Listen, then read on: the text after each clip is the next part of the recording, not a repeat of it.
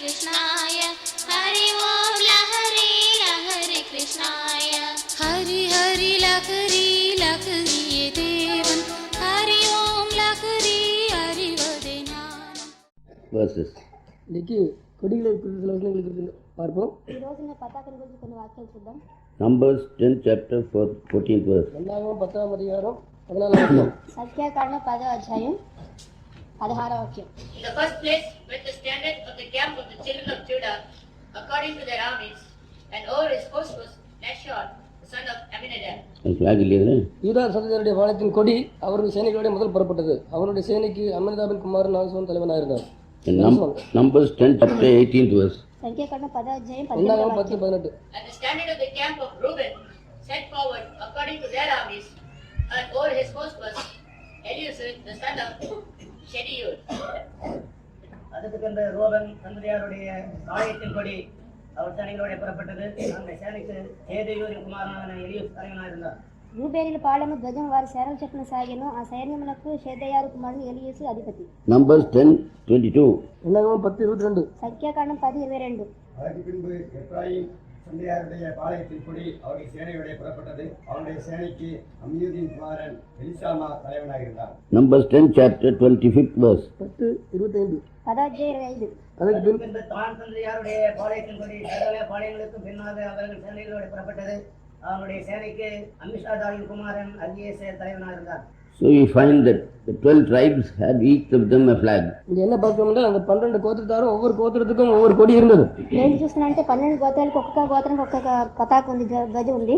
3 tribes got together and they had a flag. 3 கோத்திரங்கள் ஒன்றாக சேர்ந்து அவர்களுக்கு ஒரு கொடி இருந்தது. 3 గోత్రాలు ఒకటిగా కలిసి వాళ్ళకి ఒక ధ్వజం ఉంటది. The Judah flag was lion. யூதா கோத்திரத்துடைய கொடியின் சின்னம் சிங்கம். యూదా గోత్రం యొక్క ధ్వజం యొక్క చిహ్నం ఏంటంటే సింహం. Dan was eagle and அவனுக்கு கழுகு சின்னம். దానికి గద్ద యొక్క చిహ్నం ఉంటది. like that many symbols were there. விதமாக அநேக சின்னங்கள் இருந்தது. అదే విధంగా అనేక చిహ్నాలు ఉన్నాయి. Psalm 25. సంగీతం 20:5వ వచనం. కీర్తనలు 20 అధ్యాయం 5వ వాక్యం. We will rejoice in thy salvation and in the name of our God. We will set up our banners. The Lord fulfill all their petitions. நாங்கள் உங்கள் ரட்சிப்பினால் மகிழ்ந்து எங்கள் தேவனுடைய நாமத்திலே கொடியேற்றுவோம்.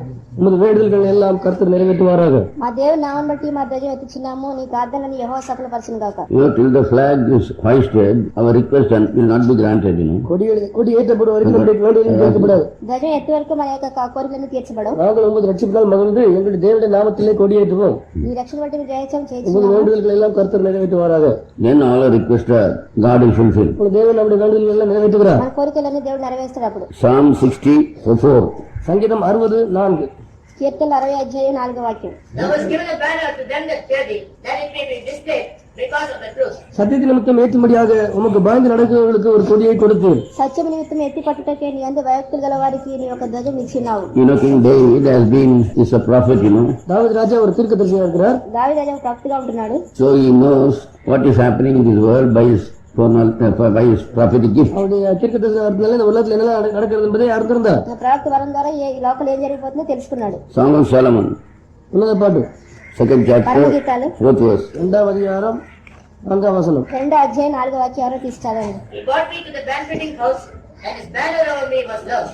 என்னை வெள்ளத்தாலே கலந்து கொண்டுமானால் என்மேல் பரந்தவருடைய கொடி நேசமே.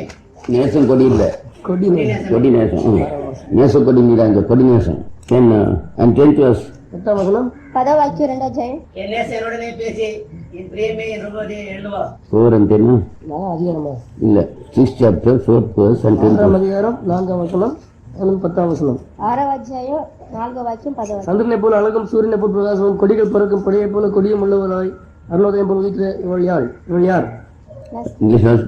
10. Who is she that looketh forth as the morning, fair as the moon, clear as the sun, and terrible as an army with banners? 4. என் பிரியமே, நீ திருசாவை போல சௌந்தரியமும் எருசலேமை போல் வடிவமும் கொடிகள் பறக்கும் படையை போல் கெடியுமானவள். నా సఖి నీవు త్రిశాపట్నంలో సుందరమైన దాను యెరూషలేమంత సౌందర్యవంతురాలవు.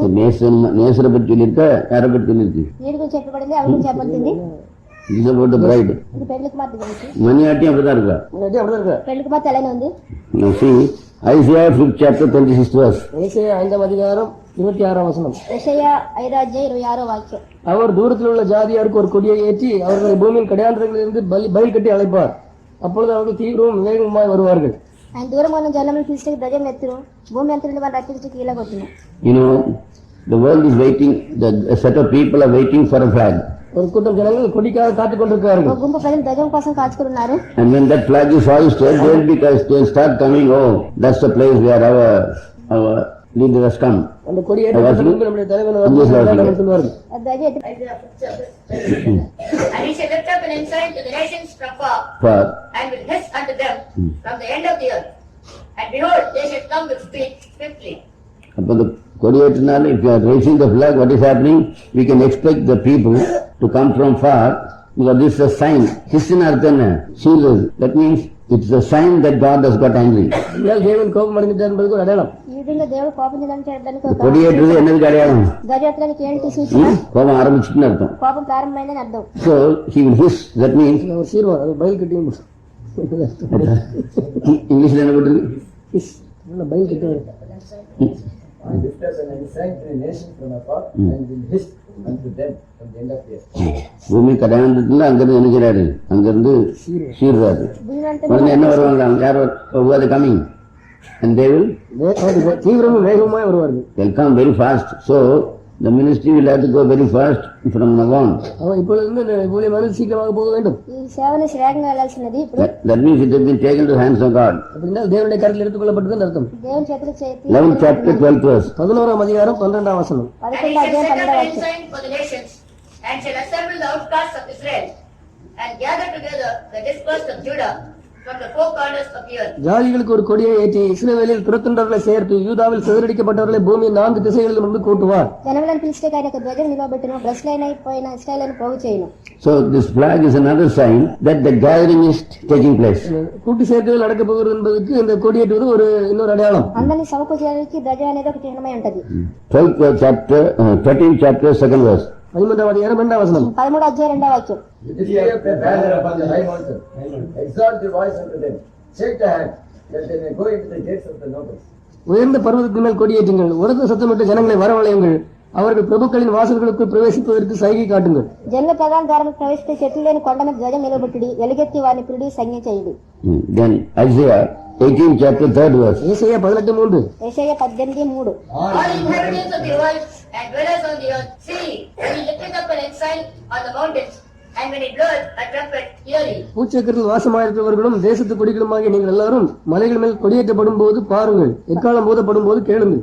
పర్వతాల మీద ఒక ధ్వజం ఎత్తినప్పుడు లోక నివాసులైన మీరు, భూమి మీద కాపురముండి మీరు చూడుడి, బాకా ఊదినప్పుడు ఆలకించండి. 31st chapter 9th verse. 31ஆம் அதிகாரம் 9ஆம் வசனம். 31వ అధ్యాయం యెషయా 9వ వాక్యం. And he shall pass over his stronghold for fear, and his princes shall be afraid of the ensign, say the Lord, whose fire is in Zion, and his furnaces in Jerusalem. அவருடைய கண்மலை பயத்தினால் ஒளிந்து போகும், அவர்களுடைய பிரபுக்கள் கொடியை கண்டு கலங்குவார்கள் என்பதை சீயோனில் நெருப்பையும் எருசலேமில் சூளையும் உடைய கர்த்தர் சொல்கிறார். వారి పడిచోరు దాసులగదు భీతి చేత சியோன் என்ன வச்சிருக்காரா? அந்த கர்த்தருக்கு பேர் என்ன? சியோன்ல நெருப்பு வச்சிருக்காரா? సీయోనులో అగ్ని ఉన్నది, எருசலேம்ல சூளை வச்சிருக்காரு. యెరూషలేములో కొలిమి ఉన్నది. 49:22. 49:22. Thus saith the Lord God, behold, I will lift up my hand to the Gentiles, and set up my standard to the people, and they shall bring thy sons in their arms, and thy daughters shall be carried upon their shoulders. இதோ ஜாதிகளுக்கு நேராக என் கரத்தை உயர்த்தி ஜனங்களுக்கு நேராக என் கொடியை ஏற்றுவேன். அப்பொழுது உன் குமாரரை கொடுந்து ஏற்றிக் கொண்டு வருவார்கள், உன் குமார்த்திகள் தோளின் மேல் எடுத்துக்கொண்டு வரப்படுவார்கள் என்று கர்த்தராகிய ஆண்டவர் சொல்கிறார். 49:22వ వాక్యం. ప్రభువు యెహోవా ఇలా సెలవిస్తున్నాడు, నేను జనముల తట్టున చేయెత్తుచున్నాను, జనముల తట్టున ధ్వజం ఎత్తుచున్నాను. వారు నీ కుమారుల రొమ్ములను ఉంచుకుని వచ్చేదారు, నీ కుమార్తెలు వారి భుజం మీద మోయబడెదరు. Isaiah 59:19. So shall they fear the name of the Lord from the west. 59:19. 59:19. So shall they fear the name of the Lord from the west, and his glory from the rising of the sun. When the enemy shall come in like a flood, the Spirit of the Lord shall lift up a standard against him. அப்பொழுது சூரியன் அஸ்தமிக்கும் திசை தொடங்கி கர்த்தரின் நாமத்திற்கும் சூரியன் உதிக்கும் திசை தொடங்கி அவருடைய மகிமைக்கும் பயப்படுவார்கள். வெள்ளம் போல் சத்துரு வரும்போது கர்த்தருடைய ஆவியானவர் அவருக்கு விரோதமாய் கொடியேற்றுவார். పడమటి దిక్కున్నారు యెహోవా నామకు భయపడుదురు, సూర్యోదయ దిక్కున ఉన్నవారు ఆయన మహిమకు భయపడుదురు. యెహోవా పుట్టించి గాలి కొట్టుకుని ప్రవాహజలములే ఆయన వచ్చును. So another sign that the flag is hoisted, it means the Spirit of the Lord has taken control. கொடி ஏற்றப்படும் என்றால் கர்த்தருடைய ஆவியினால் அதிலே கட்டுப்பாட்டுக்கு எல்லாத்தையும் கொண்டு வந்து விட்டார் என்று அர்த்தம். ధ్వజం ఎత్తబడిందంటే ప్రభు యొక్క ఆత్మ కట్టుబడి చేరిందని అర్థం దానికి. Man has nothing to do. The Spirit of the Lord takes the complete control. அதில் மனுஷனை செய்வது கொண்டும் இல்லை, கர்த்தருடைய ஆவியினால் எல்லாத்தையும் கட்டுப்பாட்டில் இருக்கிறார். ఆ మనుషులు చేయడానికి చేయలేదు కానీ ప్రభు ఆత్మ అన్ని కట్టుకుని. Isaiah 59:19. ஏசாயா 59:11 வாசித்தோம். 62:10. 62:10 62:10 యెషయా. Go through the gates, prepare you the way of the people, cast up the highway, gather out the stones, lift up a standard for the people. வாசல்கள் வழியாக பிரவேசியுங்கள், ஜனத்துக்கு வழியை செவைப்படுத்துங்கள், பாதையை உயர்த்துங்கள், அதில் கட்டளை பொறுக்கி போடுங்கள், ஜனங்களுக்காக கொடியை ஏற்றுங்கள். గుమ్మముల ద్వారా రండి, జనములకు త్రోవ సిద్ధపరచుడి, రాజమార్గం చక్కపరచుడి, రాళ్లను ఏరి పారవేడి, జనములు చూచెట్టు ధ్వజం ఎత్తుడి. Jeremiah 4:6. எரேமியா 4:6. ఇర్మియా 4:6. Lift up the standard from Zion. Stay not, for I will bring you from the north and the great destruction. சீயோனுக்கு நேரே கொடியேற்றுங்கள், கூடுங்கள், நிற்காதிருங்கள், நான் வடக்கே இருந்து பொல்லாப்பையும் மகா சங்காரத்தை வரப்பண்ணுகிறேன். సియోను చూసిన ధ్వజం ఎత్తుడి, పారిపోయి తప్పించుకున్నట్టు ఆలస్యం చేయమని చెప్పుడి. Jeremiah 4:21. எரேமியா 4:21. ఇర్మియా 4:21. How long shall I see the standard and hear the sound of the trumpet? நான் இதுவரைக்கும் கொடியை கண்டு எக்காலத்தின் சத்தத்தை கேட்பேன். నేను ఎన్నాళ్ళ ధ్వజం చూస్తుండవలేదు. So when the flag is hoisted, which has to sound, the trumpet of God has to sound. Trumpet means கொடியேற்றும் பொழுது இதே எக்காலம் கணிக்க வேண்டும். ఆ ధ్వజం ఎత్తిన బూర అనేది ఊదాలి. trumpet means there's another voice, another power inside, but the trumpet sounds the voice of that voice of the person. எக்காலம் என்றால் அங்கே வெளியே வந்து சத்தம் உள்ள இருந்து வேற சத்தமாக வரும். బూర అనేది ఉంటుంది కానీ లోపల వచ్చే శబ్దం కోటై ఉంటుంది. So now when the flag is hoisted, it's a sign that the trumpet is sound. கொடியேற்றப்படும் போது எக்காலம் துணிக்கிறது என்பது அடையாளம். ఆ ధ్వజం ఎత్తబడినప్పుడు బూర ఊదబడుతుందని దానికి సూచన. Jeremiah 4:21. Zechariah 9:16. Zechariah 9:16. Zechariah 9:14. 16. And the Lord their God shall save them in that day as the promise of his people. For they shall be as the stones of the ground, lifted up as an ensign upon the sky. 9:16. Zechariah 9:16. And the Lord their God shall save them in that day as the flock of his people. For they shall be as the stones of a crown, lifted up as an ensign upon his land. Now that day we talked about praising. அன்னைக்கு நம்ம ஜெபம் பண்ணுறது ஸ்துதிக்கிறது குறித்து நம்ம பேசினோம். ఆ దిన మన స్థుతించడం గురించి మాట్లాడాం. I said Psalm 138, but it's Psalm 148. 138 சங்கீதம். சரியா தப்பா சொல்லிட்டேன். 138 சங்கீதம் குறித்து விட்டேன். 148 சங்கீதம். 138 అని చేసి కీర్తన చెప్పాను కానీ 148. Now we have heard from the Bible so many verses. வேதத்திலிருந்து அநேக வசனங்களை நாம் கேட்டிருக்கிறோம். గ్రంథం నుంచి అనేక వాక్యం మనం చూసినాం. You know, there are two kinds of people, doers of the word and hearers of the word. ரெண்டு விதமான மக்கள் இருக்காங்க. ஒருவர்கள் வார்த்தையை கேட்கிறவர்கள் மாத்திரம், மற்றவர்கள் வார்த்தையின்படி செய்கிறவர்கள். రెండు విధాలుగా మనుషులు ఉన్నారు. ఒకరు వాక్య ప్రకారం జరిగేవాళ్ళు, అంటే అలా చేసేవాళ్ళు, వాక్య ప్రకారం వినేవాళ్ళు. There are many people who keep on hearing the word and say yes, shake the head and clap the hands and say hallelujah and all, but they are not the doers. அநேக வார்த்தையை கேட்டுக்கொண்டே இருப்பார்கள், தலையாசித்துக்கொண்டு கேட்டுக்கொண்டே இருந்து ஆமாம் அப்படின்னு சொல்லிக்கொண்டே இருப்பார்கள். ஆனால் அதை அதன்படி செய்ய மாட்டார்கள். అనేక మంది వాక్యం వింటానే తల ఆడించుకుంటే అవునవును అంటారు కానీ ఆ విధంగా చేయలేరు.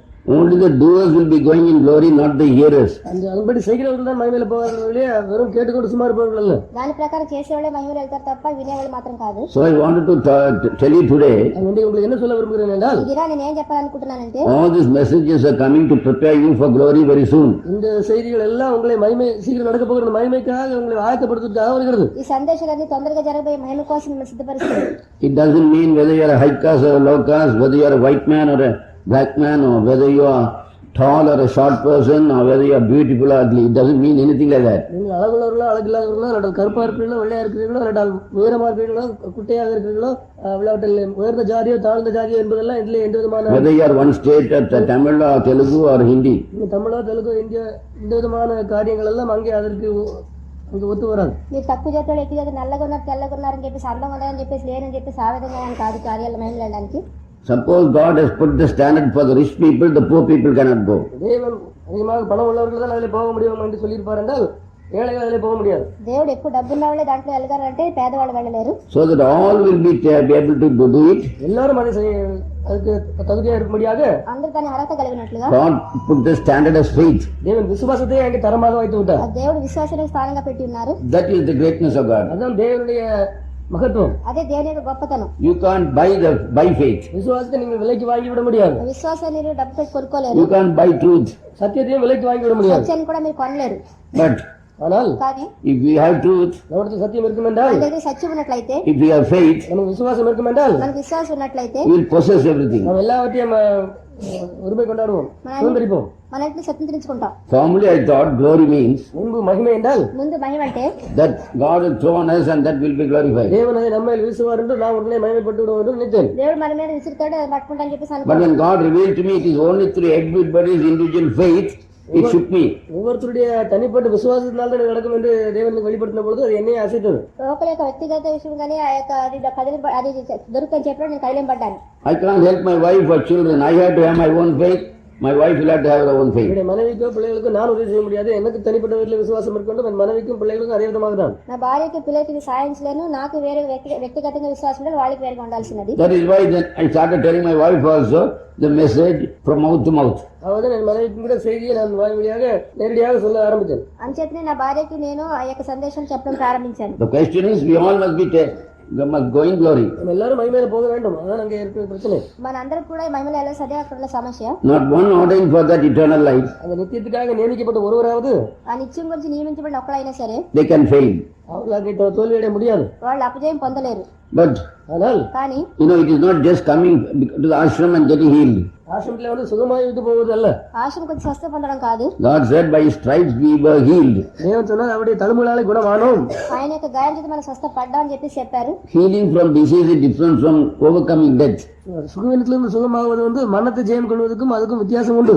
స్వస్థపరచడం అనేది మరణం నుంచి జయం పొందడం తేడా ఉంటుంది. That is why ஆகவேதான் అంచేతనే you can get healed. நீங்கள் சுகமாக்கப்படலாம். మీరు స్వస్థత పొందొచ్చు. But after a certain time your body will decay. அது உங்களுக்கு குறிப்பிட்ட காலம் திரும்ப உங்களுடைய சரீரம் அங்கே அழிந்து போக ஆரம்பிக்கும். మీకు కొంతకాలం అయిన తర్వాత మీ శరీరం అనేది కుళ్ళిపోయి ప్రారంభిస్తుంది.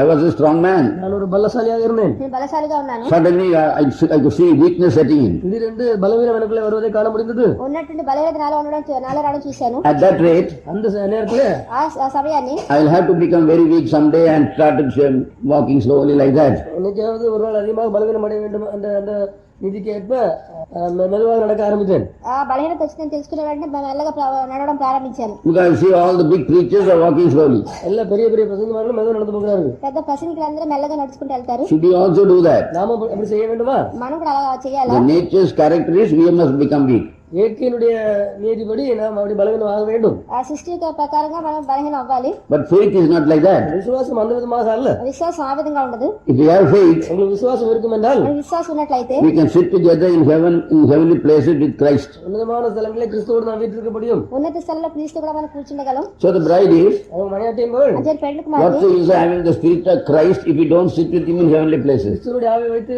அவரிடத்தில் நீங்கள் அவரிடத்தில் உன்னதமான ஸ்தலங்களை வீற்றிருக்காவிட்டால் அதை வைத்து என்ன பிரயோஜனம்? ఆ క్రీస్తు యొక్క ఆత్మ పెట్టుకుని ఆయనతో కలిసి క్రీస్తు కలిసి కూర్చోలేకపోతే దాని గురించి ఏం ప్రయోజనం? If ordinarily a brother and sister cannot trust you, how can God trust you?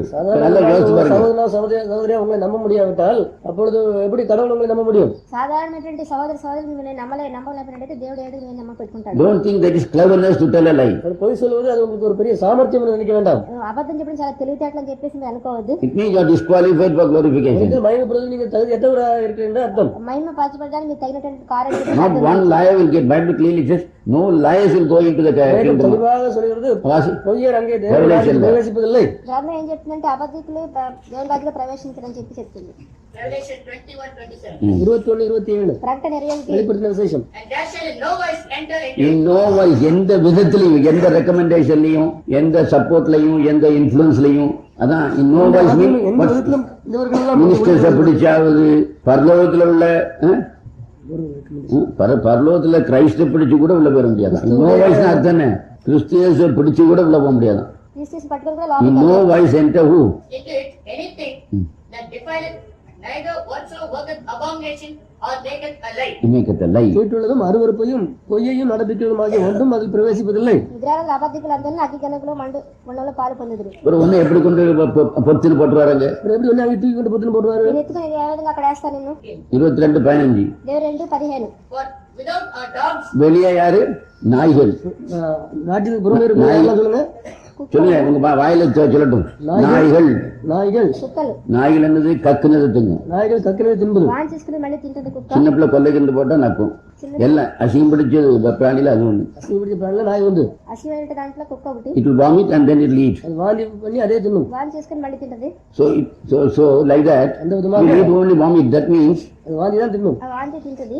such people are the dogs. அந்த விதமான மக்கள் எல்லாம் நாய்க்கு கொப்பானவர்கள். అలాంటి కుక్కలు நாய்களும் and sorcerers சூனியக்காரரும் மந்திரவாதிகள் and warmongers விபச்சாரக்காரரும் వ్యభిచారులను and murderers கொலைபாதகரும் నరహంతకులను and idolaters விக்கிரக ஆராதனைக்காரரும் విగ్రహారాధకులు and whosoever loveth and maketh a lie. பொய்யை விரும்பி அதன்படி செய்கிற யாவரும் புறம்பே இருப்பார்கள். பொய்யை விரும்பித்தான் செய்யறது. பொய்யை விரும்பிதான் செய்யறது. అబద్ధం ప్రేమించి I am జరిగిస్తాడు. clever man. நான் புத்தி சாமர்த்தியசாலி. నేను తెలియటాను కలవాడిని. I wanted to talk to some people. நான் சில பேருக்கு பேச விரும்பினேன். నేను కొంతమందితో మాట్లాడాలనుకున్నాను. Some people said, சில சொன்னார்கள், కొంతమంది అంటున్నారు ஐயா நம்மகிட்ட பேசி கிளியர் பண்ணக்கூடாது. ஐயா நம்மகிட்ட நேரா பேசி தெளிவுபடுத்திட கூடாது. అయ్యగారు ఎందుకు తిన్నగా మనతో మాట్లాడి సరిగ్గా చేయకూడదు అంటారు. Sometimes I go to you. சில சமயத்துல ஈவிட்ட போவேன். ఈ దగ్గరికి వెళ్తాను. நீ சொல்றது தப்பு இல்ல. நீ சொல்ற தப்பு இல்ல. ఈ అంటే చేసి తప్పు కదా. ஆமாப்பா. தப்புதான். అవును అంటాడు. I go to Joel. ஜோல் கிட்ட போய் జైలు దగ్గరికి వెళ్ళి What to do? Don't you think this is wrong? நீ சொல்றது தப்பு நினைக்கலையான்னு சொன்னால் నువ్వు చేసిన తప్పు అని చెప్పి అనుకోవట్లేదు అంటే I think it's wrong. நான் அந்த தப்பு தான் நினைக்கிறேன் அப்படின்னு சொல்லலாம். నేను తప్పు అని అనుకుంటున్నాను అని అనొచ్చు. I go to some person. ஒரு ஆள்கிட்ட போறேன். అతని దగ్గరికి వెళ్తున్నాను. Don't you think this is wrong? இது தவறு நினைக்கவில்லையா? ఇది తప్పు అని చెప్పి అనుకోవట్లేదా? அது தவறு இல்லை பிரதர். அது நான் அந்த அந்த தெரிஞ்சுதான் அப்படி தவற சொன்னேன். ஏன்னா அவன் அது தவறு இல்ல. it's an argument to make you. வழிமாடுறதுக்காக நான் அப்படி தப்பா சொன்னேன் அப்படின்னு சொல்லுவாங்க. ఆ తప్పు కాదు కానీ అతనికి చెప్పడానికి చెప్పి చెప్పాను అంటున్నాడు. அப்ப நான் என்ன பண்றதுன்னா, நான் என்ன பண்றது? నేనేం చేసేది? நான் ஒன்னு சொல்லிவிட்டு தப்ப சொல்லி நானும் தவறா நடத்திட்டு தான் இப்ப சொன்னேன்னு நான் சொல்லுவேன். நானும் ஒரு தப்புல வழி நடத்தி அந்த மாதிரி சொல்லுவோம். నేను తప్పుగా నడిపించిన కారణంగా చెప్పాను. பொய்காரங்களுக்கு பொய் சொல்றது தப்பு இல்ல. பொய்காரங்களுக்கு பொய் சொல்றது தப்பு இல்ல. అబద్ధం ఆడే దగ్గర అబద్ధం ఆడే తప్పు కాదు. நம்மகிட்ட பொய் சொல்லுவாங்க. நம்மகிட்ட பொய் சொல்லுவாங்க. మన దగ్గర అబద్ధం ఆడతారు. அப்போ அவங்க நம்மகிட்ட இருந்து எப்படி உண்மை எதிர்பார்க்க முடியும்? మన దగ్గర அவங்க கிட்ட போய் உண்மை சொன்னா వాళ్ళ దగ్గర నిజం చెప్తే ఎలా ఉంటది? பிரதர் நீங்க இது இப்படி சொன்னீங்களா? இல்லவே இல்லைன்னா தைரியமா சொல்லுங்க போய். ధైర్యం ஏன் చెప్పాలి. అబద్ధం பொய்காரங்கிட்ட உண்மை சொல்லணுங்கிறது நமக்கு அவசியம் இல்லை. అబద్ధం చెప్పాలంటే నిజం చెప్పడం అనవసరం. அவங்கள திசை போட்டாலும் கேட்கலாம். వాళ్ళ దేశం మార్చినా సరే. But when a man is straightforward and telling the truth, don't tell a lie. ஒரு மனுஷன் எப்பொழுதும் உண்மை பேசுகிறவனா இருந்து எல்லாத்தையும் நேரடியாக தீர்த்து கொள்வதா இருந்தால் அவர்கிட்ட போய் சொல்ல வேண்டாம். ఓ మనిషి తిన్నంగా నడిచేవాడి దగ్గరికి వెళ్ళి చెప్పినప్పుడు అబద్ధం చెప్పకూడదు. Suppose somebody comes, யாராவது வருகிறார்கள், ఎవరైనా వస్తున్నారు, brother, సోదరుడా என்னை பற்றி இப்படி பேசினாங்க, என்னை பற்றி இப்படி பேசினாங்க, నా గురించి ఇలా நீங்க మాట్లాడారు, விசாரிக்கணும். நீங்க விசாரிக்கணும். దాన్ని విచారించి చూడాలి. நான் விசாரிக்கிறேன். విచారిస్తున్నా దాని గురించి. விசாரிச்சா நம்ம சொன்ன ஆளுகிட்ட மிஸ்டேக் இல்லை. விசாரிச்சு சொன்ன ஆள்கிட்ட தவறுகள் இருக்கு. చెప్పే అతని దగ్గర కూడా తప్పులు ఉంటాయి. என்ன நீங்க இப்படி சொன்னீங்களாமே? சொன்னீங்களாமே? ఇలా చెప్పారట కదా. இல்ல பிரதர், அது நான் சொல்லும் போது நீங்க தப்பா எடுத்துட்டீங்க. யாரு சொல்லும் போது நீங்க தப்பா எடுத்துக்கிட்டீங்க தெரியாம. చెప్పేటప్పుడు అది తప్పుగా తీసుకున్నారు. இப்படிப்பட்ட ஆட்கள் கிட்ட போய் நம்ம என்னத்தை பேச முடியும், என்னத்தை நியாயம் செய்ய முடியும்? இப்படிப்பட்ட ஆளுவை எப்படி என்னத்தை உண்மை பேச, என்ன நியாயம் பேச? ఇలాంటి వాళ్ళ దగ్గర ఎలాగా నిజం చెప్పాలి, ఏదో న్యాయం చెప్పాలి. அவங்க கிட்ட போய் நியாயம் பேச அவசியமே இல்லை. சைலண்டா இருந்திருங்க. அவங்ககிட்ட போய் சைலண்டா இருந்துடலாம். వాళ్ళ దగ్గర న్యాయం చెప్పే When people are trying to build up a picture that they are very honest, it's better you avoid them and don't talk to them. ஜனங்கள் பொய்யை வைத்து அதை ஒரு நியாயமான காரியமாக உருவாக்க ஏற்படும் போது அந்த விதமான ஜனங்களிடத்தில் நீங்கள் தொடர்பு வைக்காம இருந்தாலே நல்லது. ఆ ప్రజలు అబద్ధాన్ని చాలా తిన్నగా వెళ్ళినట్టు చూసినట్లయితే వాళ్ళ దగ్గర మీ సంబంధం పెట్టుకున్నట్టు Because whatever you tell, they will bring some திருத்து முறுக்கு and then they will say they are right. நீங்கள் என்ன சொன்னாலும் அவர்களை திருத்தி அதை மாற்றி அவர்கள் சொல்வதும் சரின்னு மாற்றி விடுவார்கள். వాళ్ళు ఏం చెప్పినా సరే అన్ని మార్చుకొని వాళ్ళు చెప్పింది సరే అని చెప్తుంటారు. But there are some people who are true. சில உண்மையானவர்கள் இருக்கிறார்கள். కొంతమంది నిజంగా ఉన్నారు. Brother, நீங்க இப்படி சொன்னீங்களா? நீங்க இப்படி சொன்னீங்களா? బ్రదర్ మీరు ఇలా చెప్పారంటే ஆமா అవును. சிலர் என்ன சொன்னா இது மறந்து போச்சுன்னு மறந்துட்டு very nicely they say అంటారు. I can't remember. புத்திசாலித்தனமாக ஏதோ மறந்துட்டுறாங்க. చాలా எங்க அம்மாட்ட போய் கேட்டா எங்க அம்மாவுக்கு இன்னைக்கு ஞாபகம் இருக்கு. எங்க அம்மாவுக்கு இந்த வயசுல கூட ஞாபகம் இருக்கு. మా అమ్మకి అడిగితే ఇంకా ஞாபகம் ఉంటుంది అడిగి. 15 வயசுக்கார பையனுக்கு நீங்க மறந்துட்டுனா 15 வயசுல செவுட்ல போடணும். மறந்துட்டு சொன்னா செவுட்ல தான் போடணும். 15 సంవత్సరాలు అతను మర్చిపోయాడంటే చెంప మీద కొట్టాలి. This forgetting is not a sign that you can tell a lie. மறதி இருக்கிறது என்பது நீங்க பொய் சொல்வதற்கு ஒரு தகுதி அல்ல. మర్చిపోయాడని చెప్పడానికి మీకు ఏం చెప్పడానికి అర్హత కాదు. Not only that, we tell lies, we tell lies about other people. பொய் சொல்வது மாத்திரமல்ல மற்றவர்களை குறித்தும் பொய் சொல்கிறோம். நான் అబద్ధం చెప్పడం మాత్రమే కాదు మిగతా వాళ్ళ కోసం కూడా అబద్ధం So చెప్తున్నాను. we have to be very careful to believe a lie. அவர் பொய் விசுவாசிக்காதபடிக்கு ஜாக்கிரதையா இருக்க வேண்டும். అబద్ధాన్ని విశ్వసించకుండా ఉండడానికి జాగ్రత్తగా ఉండాలి. Because that will make you lack faith. என்றால் அது உங்களுக்கு விசுவாசத்தை குறைவுபட செய்துவிடும். ఆ విశ్వాసాన్ని తగ్గింపు చేస్తుంది. అది It doesn't grow by age. அது வயசுனாலே வளர்றதல்ல, వయసుతో పెరగడం కాదు అది. It grows by reading the word and believing it. வார்த்தை விசுவாசித்து அதை வாசித்து அதை விசுவாசிக்கிறதுனாலே வருகிறது. వాక్యం చదివి దాన్ని విశ్వసించుకుంటూ ఉంటుంది. After the Adibali, ஆதி பலிக்கு பின்பு ఆది బలి తర్వాత they came to covenant. The children of God, whom God created, and God, Christ Jesus, came into covenant. தேவன் சிருஷ்டித்த மக்களும் அவங்க கிறிஸ்தியனுக்கும் உடன்படிக்கை ஏற்பட்டது. దేవ సృష్టించే ప్రజలు క్రిస్టియన్స్ లో నిబంధన జరుగుతుంది. That என்னவென்றால் అదేంటంటే He make them sinless அவர்களை பாவம் இல்லாதவர்கள் ஆக்குவார், పాపం లేకుండా చేస్తారు. and they must obey. அவர்கள் கீழ்ப்படிய வேண்டும். వాళ్ళు లోబడవలసింది. That He will love them அவர்கள் அவரை நேசிப்பார், వాళ్ళు ఆయనను ప్రేమిస్తారు. because the Spirit is in them, இல்லை அவருடைய ஆவி அவர்களுக்குள் இருக்கிறது. ఆయన ఆత్మ ఆయనలో ఉన్నబట్టి and that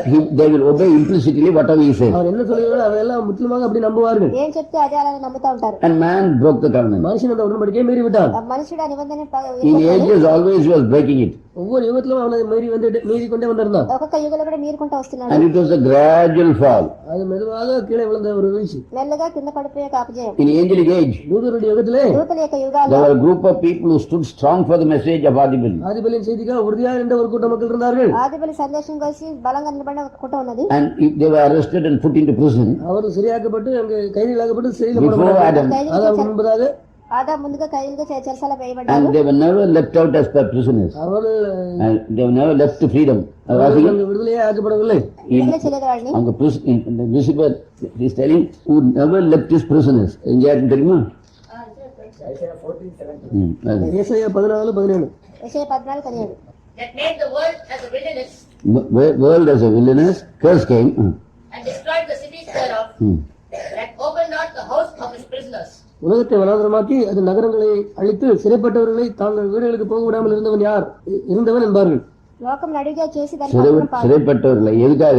Not for a bad thing. மோசமான ஒரு காரியத்துக்காக அல்ல, చెడ్డ కార్యం కోసం కాదు కానీ Simply because they are not accepted Lucifer as their king. லூசிபரை தங்களுடைய ராஜாவாக ஏற்றுக்கொள்ளாதனாலே அவர்களை சிறையாக்கினான். లూసిఫర్ తన యొక్క రాజుగా చేసుకోబట్టి ఆ విధంగా చెరపెట్టారు. So they were in their lifetime they were never left to go to the houses. அவருடைய ஜீவிய காலத்திலே அவர்கள் தங்களுடைய வீடுகளில் திரும்ப அனுமதிக்கப்படவே இல்லை. వాళ్ళ జీవిత కాలంలో వాళ్ళ ఇంటికి వెళ్ళడానికి మళ్ళీ అనుమతించలేదు వాళ్ళని. So when that yugam failed, அந்த யுகம் முடிந்த போது ఆ యుగం ముగించబడిన తర్వాత then comes Adam. இப்பொழுது ஆதாம் வருகிறான். ఆదాము వస్తున్నాడు. That fellow also, that came to the fleshy side. அது மாம்ச பிரகாரமான காரியத்துக்கு வந்து விட்டது. మాంస ప్రకారమైన కార్యానికి వచ్చింది. And then Adam fell. ஆதாம் வீழ்ச்சி அடைந்தான். ఆదాం పడిపోయిన తర్వాత Still he came very low. இன்னும் தாழ்ந்து வந்தார். ఇంకా తగ్గించుకొని వచ్చారు. And then in Noah's time, நோவின் காலத்திலே నోవా కాలంలో still they came very low. இன்னும் தாழ்ந்து வந்தார். ఇంకా తగ్గించుకొని వచ్చారు. At that time, இந்த சமயத்திலே ఆ సమయాన్ని God chose Abraham. தேவன் ஆபிரகாமை தெரிந்து கொண்டார். దేవుడు అబ్రహాం ఎన్నుకున్నారు. அவன்கிட்ட எழுதி மறுபடியும் அந்த உடன்படிக்கை புதுப்பிக்கிறார். I think it's somewhere in Psalms. யாரை கண்டுபிடிக்க முடியுமா? Psalm 105. 105 சங்கீதம் 105 కీర్తనం. He hath remembered his covenant forever, the word which he commanded to 1,000 generations, which covenant he made with Abraham and his oath unto Isaac, and confirmed the same unto Jacob for a law, and to Israel for an everlasting covenant. He had remembered his covenant forever, the word which he commanded to 1,000 generations. In Adibali, he commanded a word for 1,000 generations. ஆதிபலியிலே ஒரு வார்த்தை 1000 தலைமுறைக்கு என்று அவர் நியமித்தார். ఆదిబలిలో ఒక వాక్యాన్ని ఆయన 1000 ఏళ్ల వరకు ఆ యొక్క చేసినారు ఆ వాక్యాన్ని. But they broke it. அவர்கள் அதை மீறினார்கள். దాన్ని మీరారు వాళ్ళు. That covenant he again made with Abraham and his oath unto Isaac. 1000 தலைமுறைக்கு அவர் கட்டளையிட்ட வாக்கையும் ஆபிரகாமோடு அவர் பண்ணின உடன்படிக்கையையும் அவர் ஈசாக்கு கிட்ட ஆணையையும் என்றென்றைக்கும் நினைத்திருக்கிறார். அதை யாக்கோபுக்கு பிரமாணமாக இஸ்ரவேலுக்கு நித்திய உடன்படிக்கையாக உறுதிப்படுத்தினார். ఆయన తన పరిశుద్ధ వాగ్దానం తన సేవకుడైన అబ్రహాము జ్ఞాపకం చేసుకుని ఆయన తన ప్రజల సంతోషంతోనూ తాను ఏర్పరచుకున్న వారిని ఇశ్రాయేలుతో ఎలుకలు అర్పించాను. Confirmed the same unto Jacob.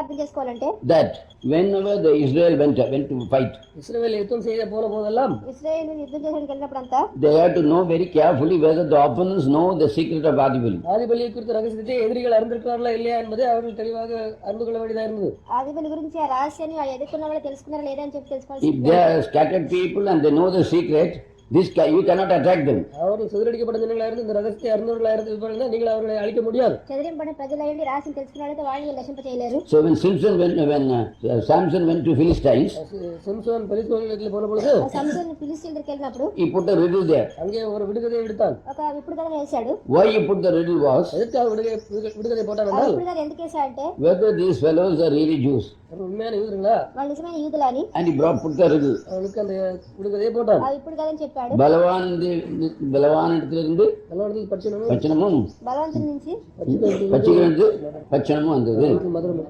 மதுரமா வந்து. భక్షించే దాంట్లో నుంచి ఆ యొక్క తీపి అనేది వచ్చింది. So these fellows said, அது தெரியுமா எங்களுக்கு?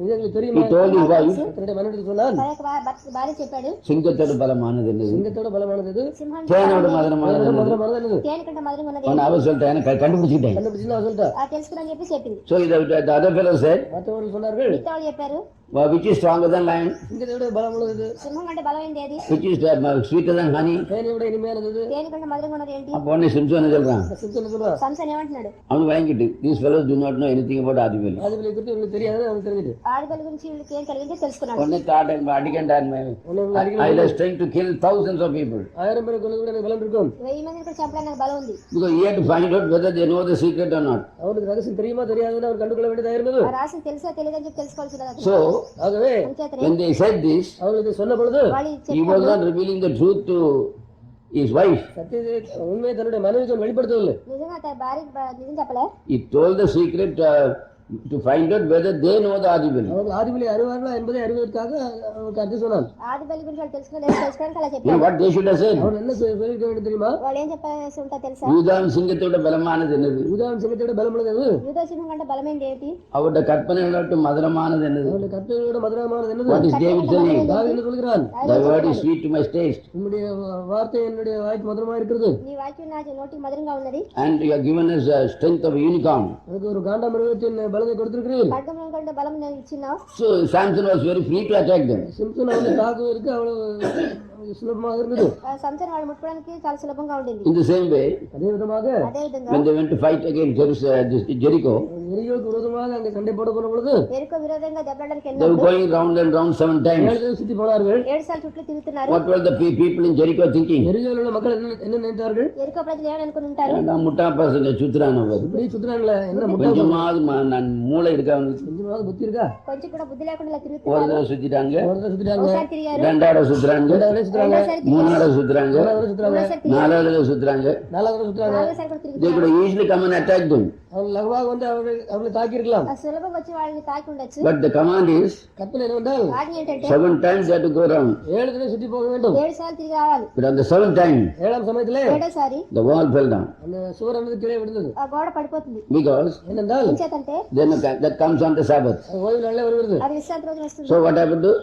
They attacked. அவர்களை தாக்கினார்கள். వాళ్ళు తాకారు. Because that's the time holiness is important.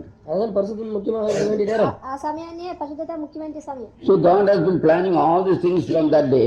தேவன் அந்த காலத்துல இந்த காரியங்கள் திட்டப்பட்டிருக்கிறார். దేవుడు ఆ కాలం నుంచి ఈ కాలానికి సంకల్పం So చేశాడు. when the Jews rejected, யூதர்கள் அங்கே புறக்கணித்த பொழுது యూదులకు విసర్జించబడినప్పుడు then it came to everlasting life. அது கால வரை உள்ள ஜீவன அளவுக்கு வந்தது. ఒక కాలం వరకు జీవం సమయం Eternal life came as everlasting life for that's why he said everlasting covenant. Even for the Jews it was only everlasting covenant. அவர்களுக்கு ஜீவன It was not a permanent covenant. அது யூதர்களுக்கு கூட கால வரையுள்ள ஒரு வாக்குத்தத்தம் தான், நிரந்தரமான வாக்குத்தத்தம் அல்ல.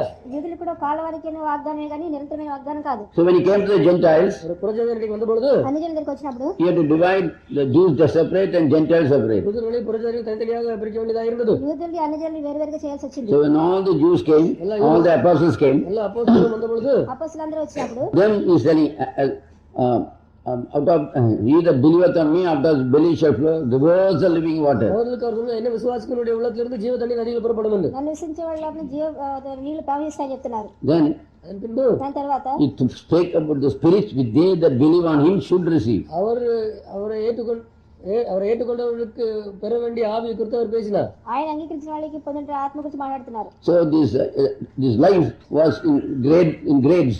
இந்த ஜீவன் ஒரு தகுதிக்கேற்ப இருந்தது. ఈ జీవనది ఒక అర్హత కలిగి ఉంటుంది. But if God has given full life at that time, தேவன் அந்த காலத்திலே முழு ஜீவனை கொடுத்திருப்பார் என்றால் దేవుడు పూర్తి ఆత్మను ఆ కాలం ఇచ్చినట్లయితే everybody could not have died. எல்லாரும் செத்துருக்க மாட்டார்கள். పూర్తి జీవనం ఇచ్చినట్లయితే But he had to wait till he is coming down. அவர் இறங்கி வரும் வரைக்கும் காத்திருக்க வேண்டியதா இருந்தது. ఆయన దిగి వచ్చే వరకు కాచుకుని So when you put a seed, ஒரு வித்தை நீங்கள் போடும் பொழுது విత్తనం మేము it వేసినప్పుడు grows as a plant. அவர் சிறு செடியாக வளர்கிறது. చిన్న మొక్కలా పెరుగుతుంది. Then the leaves dry up. அது வந்து இலைகள் காய்ந்து விடுகிறது. ఆకులన్నీ వాడిపోతున్నాయి. ஜீவன் எங்க போகுது? ஜீவன் எங்க போகுது? జీవం ఎక్కడికి వెళ్తుంది? உள்ள இருந்து மேல போயிட்டே இருக்கு. உள்ள இருந்து மேல போயிட்டே இருக்கு. లోపల నుంచి పైకి వెళ్తూనే It ఉంటుంది. doesn't the life doesn't go out. ஜீவன் வெளியே போய் விடுவதில்லை. జీవం బయటికి They వెళ్ళదు. dry up, the body dries up. அந்த சரீரம் காய்ந்து விடுகிறது. శరీరం వాడిపోతుంది. But when the life goes up, ஜீவன் மேலே போகும்பொழுது జీవం పైకి వెళ్ళేటప్పుడు then the flower comes, அதுல இந்த பூ வருகிறது, ఆ తర్వాత పువ్వులు వస్తున్నాయి, then the seed comes. அது வந்து வித்து வருகிறது. ఆ తర్వాత And విత్తనం when the seed comes, with வரும்பொழுது విత్తనం వచ్చేటప్పుడు it is like exactly like the original. மூல வித்து போலவே அது இருக்கிறது. ఆ ముందు ఉన్న విత్తనం So లాగా when the seed Christ was put into the ground, வித்துவாகிய with அந்த தலையில போடப்படும் பொழுது ఆ క్రీస్తు అనే విత్తనం నేల మీద వేయబడినప్పుడు hundreds of Christ should come. நூற்றுக்கணக்கான கிறிஸ்துகள் வர வேண்டும். వందల కొలది క్రీస్తులు వస్తారు. That is the bride age. அது மணியாட்டி யுகம். అదే పెండ్లి కుమార్తె యుగం. Are you just like Christ? நீங்க கிறிஸ்துவை போல இருக்கிறீர்களா? మీరు క్రీస్తులా ఉన్నారా? Or full of lies? இல்ல அல்லாட்ட பொய்யா இருக்கிறீர்களா? లేకపోతే అబద్ధంతో నిండి ఉన్నారా? கொஞ்சமாவது சிந்திக்க வேண்டாமா? You want glory. உங்களுக்கு மகிமை தேவைதான். మీకు మహిమ అవసరం. If somebody comes and asks you, why don't you tell the truth? யாராவது வந்து பொய்யை ஏன் உண்மை சொல்லக்கூடாதுன்னு கேட்டால் ఎవరైనా సరే మీరు ఎందుకు నిజం చెప్పలేదు అంటే Because there is devil in you. That's why the trouble is the devil in you makes you tell a lie. நம்மளே உள்ள பிசாசு அந்த பொய்யை சொல்ல வைக்கிறது. మీరు అన్నట్టు సైతాన్ ఆ విధంగా అబద్ధం என்ன చెప్పలేదు. தப்பா நினைச்சிருவாங்களே, தப்பா நினைச்சானே, அப்ப நினைச்சா என்ன? తప్పుగా అనుకుంటారు. இன்னும் சொல்ல nobody think bad about you. சொன்னா ஒருத்தர் ஒண்ணு அவசரம் நினைக்க மாட்டாங்க. నిజంగా చెప్పినట్లయితే నేను మిమ్మల్ని ఎవరు చెడ్డగా అనుకోరు. Even my father used to go and sometimes when he talk, he'll say, Paul, I suddenly somebody will go sick in the home. வீட்டுல யாராவது சுகமாயிருந்தார்கள். ఉన్నటువంటి ఎవరైనా బలహీనత చెందుతారు ఇంట్లో. He was a great man. அவர் மகத்தான மனுஷனா இருந்தார். ఆయన గొప్ప మనిషిగా ఉన్నాడు అతను. ஏன்ட்டு வந்து தப்பு பண்ணிட்டேன்ப்பா மகனே, నేను తప్పు చేశాను. ட்ரெயின்ல வரும்போது சின்ன தப்பு பண்ணிட்டேன், அதனால தான் உனக்கு சோம்பலாம் போச்சு. சோம்பலாம் போயிட்டு ట్రైన్ లో వచ్చినప్పుడు నేను తప్పు చేసినందుకు இந்த காலத்துல எழுதுவாங்கன்னு நீயே பரிகாரம் தேடிக்க. నీ పాప నీ పరిహారం I remember my father came and told me, I was traveling the train, I just did a mistake, so I know you'll be sick for 1 week at least. நான் ட்ரெயின்ல போகும்போது ஒரு சிறிய பாவம் செய்துட்டு அதுக்காக நீ ஒரு வாரமா சுகமா இருப்பான்னு நினைக்கிறேன். నేను ట్రైన్ లో వెళ్ళేటప్పుడు తప్పు చేసిన అంచేది ఒక వారం అయినా సరే నువ్వు బాగలేకుండా ఉంటావు అని అన్నాడు. Then he'll tell you, ஏன்பா ஏன்ட்டு சொல்றீங்க, ஏன்டா சொல்றீங்கன்னு கேட்டா ఎందుకు నా దగ్గర என்ன చెప్పినా தப்புனா கூட சொல்லிடுறேன் அவன். He was willing to tell what mistake he did. என்ன தவறுன்னு கூட சொல்வதற்கு ஆயத்தமாக இருந்தார். ఏ తప్పు చేసిన కూడా చెప్పడానికి సిద్ధంగా ఉన్నాడు. சரி வேண்டாம்ப்பா ஒன்றும் சொல்ல வேண்டாம், நீ தப்பு பண்ணீங்கன்னா அது எனக்கு சொல்லணும்னா சரி, பயப்படாதடா சரியா போயிடும். சரியா போறேன்னு சொல்லுவார். భయపడద్దని బాగా అయిపోతాడు. Such a sensitive man. அவ்வளவு உணர்ச்சி உள்ள மனுஷன். అంత విధంగా ఉంటాడు ఆయన. Today, இன்னைக்கு if somebody is sick, யாராவது சுகமாக இருப்பார்கள் என்றால் go and put an injection and come. ஊசி போட்டு வந்துட வேண்டியது.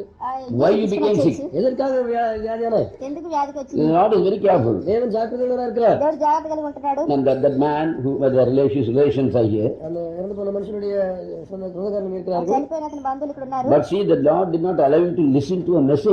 செய்தியை கேட்பதற்குள்ள தேவன் அவருக்கு The அனுமதி moment he came, he's unconscious.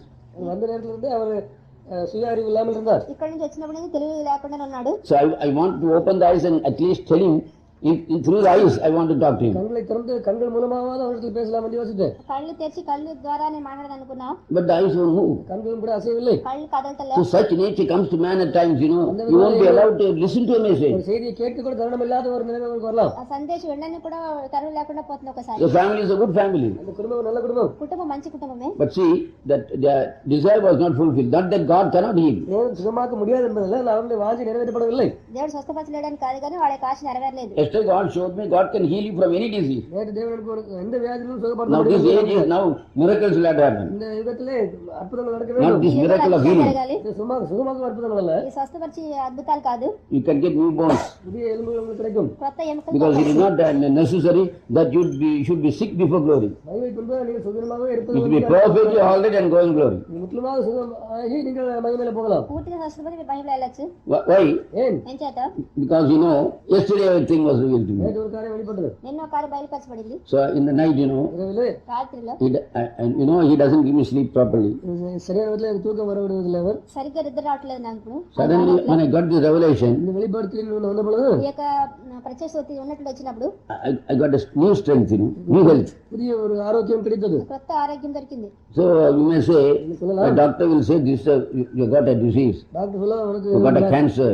நோய் இருக்கிறது, நம்பிக்கை விமோசனமே இல்லை. డాక్టర్ చెప్పదు వ్యాధి ఉంది క్యాన్సర్ ఉందని చెప్పచ్చు It is విమోచన all right. அதெல்லாம் சரிதா. అదంతా సరే. But faith விசுவாசம் என்பது విశ్వాసం అనేది is active faith. அது கிரியை நடப்பிக்கிற விசுவாசம். క్రియ జరిగించే విశ్వాసం. That is why it's very important. அதுதான் அது அதிக முக்கியமானது. అంచేత నాకు చాలా ముఖ్యం. And what does the bride do? பணியாட்டி என்ன செய்கிறாள்? పెళ్లికి మాత్రం ఏం చేస్తుంది? Just follow what Christ Jesus does. கிறிஸ்து இயேசு என்ன செய்கிறதோ அதை அப்படியே பின்பற்ற வேண்டும். క్రీస్తు చేసి அது உங்களுக்கு கஷ்டமா இருக்கு. உங்களுக்கு கஷ்டமா இருக்குதா? பொய் சொல்றது கஷ்டமா இருக்கும். பொய் சொல்றவங்களுக்கு கஷ்டமா இருக்கும். అబద్ధం చెప్పేది కష్టంగా ఉంటది. Let me, if you tell a lie, you are cutting that love.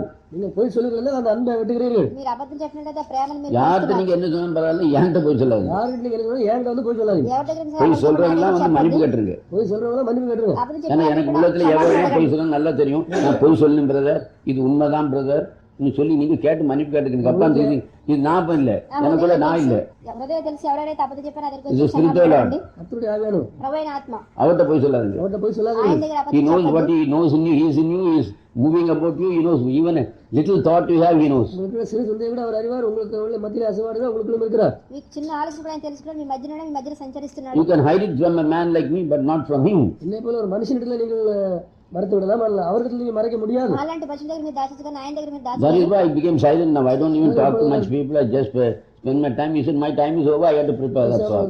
நான் என்னுடைய You have time, 40 days more, but I have no time. உங்களுக்கு நான் இருக்கிறது, ஆனால் எனக்கு அதுக்கு மேல சமயம் இல்லை. మీకు సమయం ఉన్నది కానీ నాకు ఇంకా సమయం లేదు. So I don't want to waste my time talking to people. அது என்னுடைய Even for meetings, I am not interested.